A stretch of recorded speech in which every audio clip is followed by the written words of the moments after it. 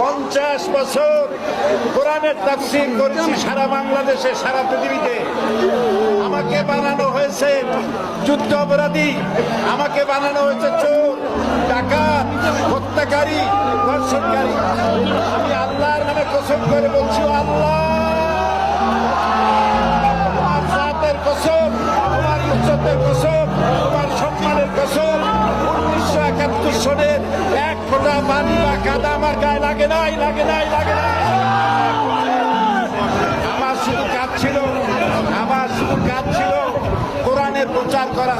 নাস্তিকবাদীরা সহ্য করতে পারে নাই, জালিমরা বরদাস্ত করতে পারে নাই, যার জন্য আমাকে বন্দী করে রেখেছে। আমি শাহাদাতের তামান্না করি, আমি শহীদ হতে চাই, তবে চোর, ডাকাত ইত্যাদির বদনাম নিয়ে মরতে চাই না।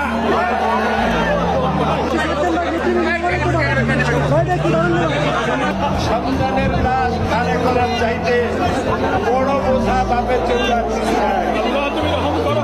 আল্লাহ আমার পরিবার টুকরা সন্তান সারা বাংলাদেশের বাইরে কোরআনের তাফসীর করত। আল্লাহ তুমি তাকে জান্নাতুল ফেরদাউস মাত্র কয়েক মাস আগে আমার মায়ের জানাজা পড়াই গেল। আমাকে সময় দিল না।